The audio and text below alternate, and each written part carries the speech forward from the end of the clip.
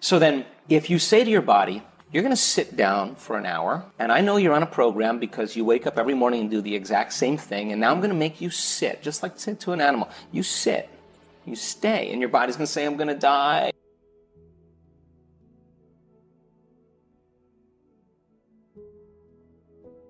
I'm your host, Dr. Joe Dispenza.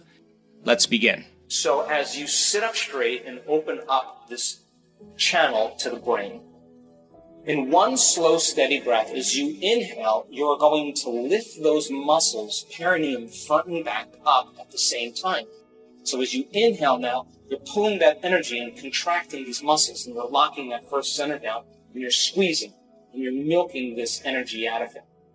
So it goes first center, then you follow your breath into the second center, and as you follow your breath into the second center, now you lock this one down. And the way you lock it down is you pull in your belly button close to your spine. You pull it in. So then inhale, first center, then you pull in the second center. You're still following your breath slowly and steadily, and then you pull it up into your upper abdomen, and you're locking down the center here. Now you're squeezing all three of these lower centers. And you squeeze these muscles, you begin to push that cerebrospinal fluid up. You follow your breath up into your chest, shoulders down. You follow it through your throat, straighten your spine. You follow it all the way up to the top of your head. Now, where you place your attention is where you place your energy. So you want that energy to move right to the top of your head. So then as you inhale, you bring that energy all the way up to the top. You keep following your breath. You lock all the way to the top. When you get to the top, now you hold your breath. And when you hold your breath, you contract those intrinsic muscles, and you begin to lift those muscles up, and you begin to compress those muscles, and you begin to push that cerebrospinal fluid up into your brain. So then, why do I ask you to inhale and hold your breath? Now, this isn't inhaling and turning purple and pushing. If you're doing that, you're doing it wrong. It's a slow, steady breath, and you follow that breath all the way to the top, either to the top of your head, or you put your awareness where that pineal gland is between the back of your throat and the back of your head. Now, when you inhale, that inhalation is very slow and very steady. It's not a big inhalation pushing. It's a slow, steady breath, and you're contracting these muscles and coordinating it and following your breath all the way to the top of your head. And when you get to the top of your head, I'm going to ask you to inhale a little bit more, and as you pull up, you're going to lock these muscles down even further, and you're lifting them up. Once you lift them up and you have your attention either on the top of your head or the space that your pineal gland occupies in space, I'm going to ask you to lock those muscles down and pump, squeeze, or push. And I want you to push that fluid up into your brain by squeezing the muscles, not by holding your breath harder, but by squeezing those muscles. And I want you to begin to pump that fluid and begin to compress up against your pineal gland. A few last points. When you do this breath, you have to demonstrate a will that's greater than any program. You have to find a level of intensity or a level of passion that's greater than the body as the mind or any addiction or any emotion. You have to be inspired, inspiration, the movement of energy.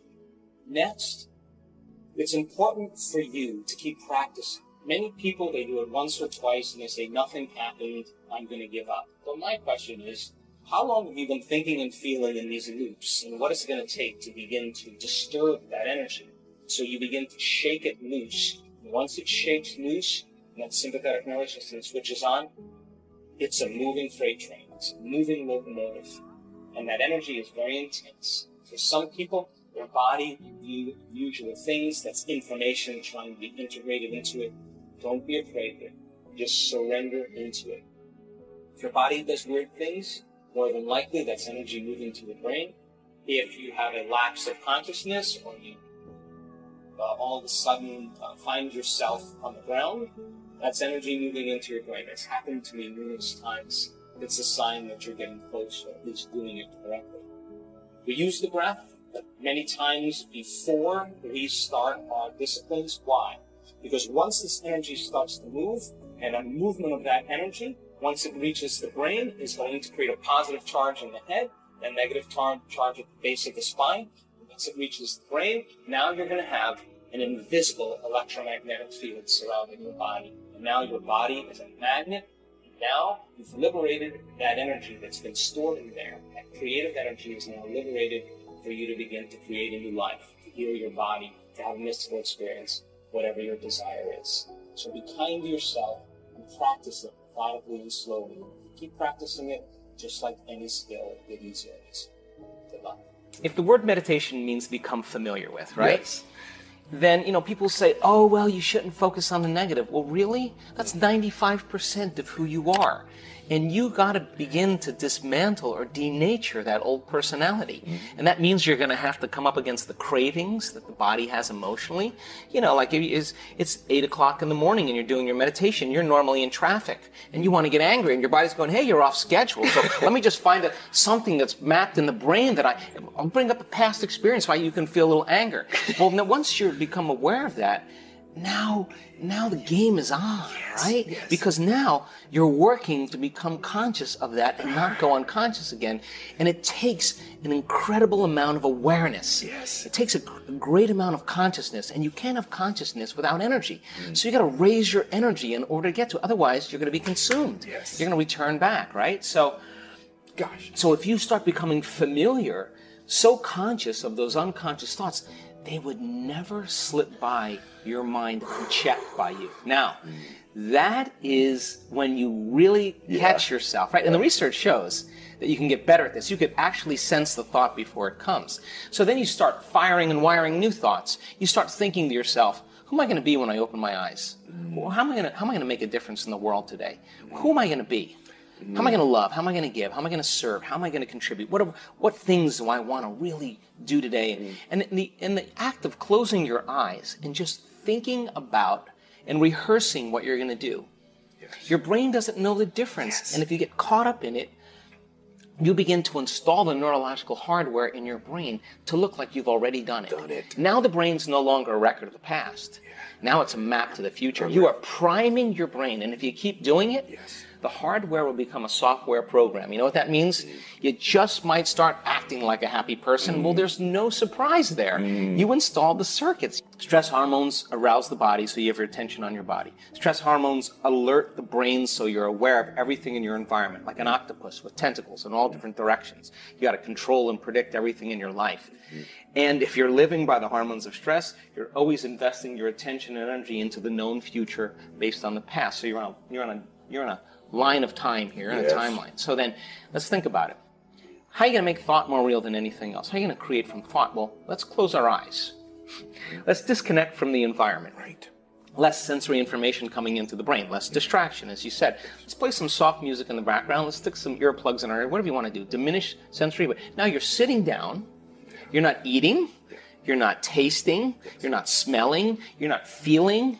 So there's less sensory input coming to your body. So then now your brainwaves begin to change. They start slowing down, and you move from this beta brainwave pattern where you're aware that you have a body in space and time, or your attention is on the outer world, or your senses are giving you information. Less sensory information. Now your inner world starts becoming more real than the outer world, and you're not the voice in your head that's always talking to you. As your brainwaves change, you start seeing in images and pictures and symbols, and less in that vocalization, that sub-vocalization. So your brainwaves start changing the alpha. You're going to start creating, start dreaming, pretending, right? So then, if you say to your body, you're going to sit down for an hour, and I know you're on a program because you wake up every morning and do the exact same thing, and now I'm going to make you sit, just like sit to an animal. You sit. You stay, and your body's going to say, I'm going to die, my bladder's going to explode, I need a coffee, I got a lot of emails to do. That's the program. And you say to your body, today we do battle. Today, this is it. And you sit through that, and you make your way, even though your body's trying to get up, and you keep settling it back down. I'm telling you, when you start your day that day, you will be more kind, more loving, less judgmental, more patient, more present, because you're mastering the present moment. That means you're not in the predictable future.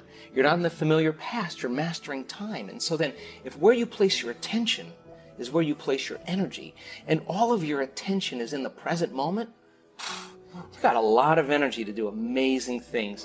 And you know when someone's present with you in your life because they're paying attention to you.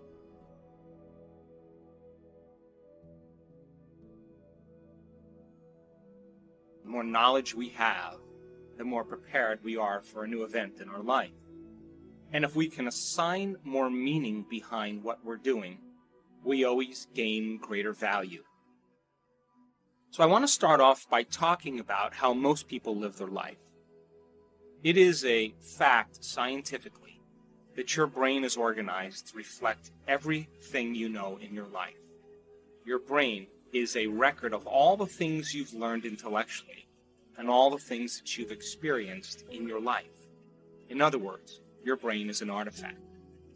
Now, most people wake up in the morning and they think about their problems, they think about themselves, and they begin to anchor themselves into certain feelings and emotions that reaffirm their personality.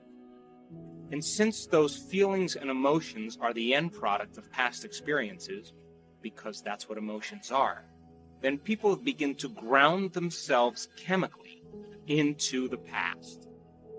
So then they think neurologically within the circuits of their brain that are connected to the past, and they feel emotionally and chemically within the boundaries of those past experiences. And so then most people's personality or their state of being is defined by the past.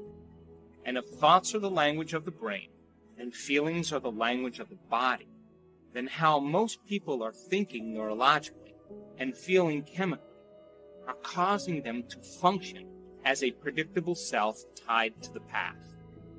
Now, we can call that, for the most part, our past-present reality. Because once we anchor consciousness into the brain and body and into a state of being, then we could say then our behaviors, choices, the experiences that await us, and how they are going to feel will become very predictable. And so people tend to think the same thoughts, they make the same choices, they demonstrate the same behaviors that create the same experiences, all for the familiar emotion that's called the old personality or the old self. Now, this CD is about defining yourself as a vision of the future instead of a memory of the past. So then in order for you to go from the old self to the new self, one of the ingredients that helps you to do that is consciousness. Now, consciousness is awareness, and awareness is paying attention and noticing. So the more conscious you are of your unconscious self, the less unconscious you will go during the course of your day. Now, I picked two very specific times for these meditations. The first thing, when you wake up in the morning, I'm going to ask you to do the morning meditation because your brain chemistry is changing from melatonin to serotonin. And along with that, your brain waves are changing from delta to theta to alpha to beta, from your subconscious to your conscious. The door to the subconscious mind opens in the morning. So if you begin to think about a new reality for yourself, you begin to think about a new experience that you would like to have, if you begin to contemplate a new way of being, and you begin to take some time out of your busy life and think about some future experience that awaits you, the mere process of thinking and contemplation is the building process neurologically in your brain. And so we are going to ask you to think about a future reality that you may want to experience, some change in yourself that you would like to embrace, some type of event that awaits you in the quantum field. As you begin to think about and speculate a new future event, the frontal lobe turns on. That's the crowning achievement of the human being. It's the creative center. And as you begin to ask the what-if questions, the speculative questions, what would it be like? How would it be? What future awaits me? What do I want? As you ask those frontal lobe questions, because the frontal lobe is connected to all other parts of the brain, like a great symphony leader, it begins to look out over the entire landscape of the brain, and it begins to select different networks of neurons that are connected to the things you've learned intellectually and the things that you've experienced as an event in your life. As the frontal lobe begins to call up all these different circuits, it begins to seamlessly piece them together to create a new level of mind. And as you begin to remind yourself of that future event, there'll come a moment when you'll get a vision or a symbol or a picture in your mind, and we would call that an intention. And as you begin to force your brain to fire in new sequences and new patterns and new combinations, you're beginning to reorganize the circuitry in your brain to begin to change the brain to look like that future event has already occurred. Now, your brain is no longer a record of the past. Now, in fact, it is a map to the future. As you begin to be defined by that vision of the future, you're moving into a future present reality. But that's not the end. Because in order for you to move into a new state of being, you either have to begin to experience the event emotionally. In other words, allow the thought to become the experience in your mind. And if thought becomes the experience in your mind, the end product of that experience is called a feeling or an emotion. Or, I'm going to ask you to teach your body emotionally how that future event is going to feel before it occurs. And as you begin to combine that clear intention with an elevated emotion of gratitude or joy or inspiration, feeling unlimited, feeling empowered, your body as the unconscious mind begins to believe and accept that it's living in that future reality in the present moment, and you're beginning to activate and signal new genes in new ways so that your body is now living in the future instead of the past. So as the body moves into a new future present reality, your biology begins to change because now you're in a new state of being.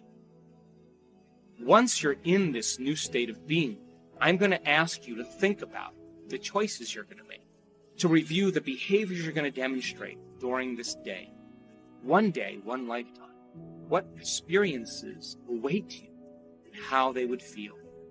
And as you begin to mentally rehearse what that future day is going to be like, the hardware program in your brain by repetition, nerve cells that fire together, wire together, begin to change into a software program. In other words, you're able to reproduce that level of mind easier and easier each day.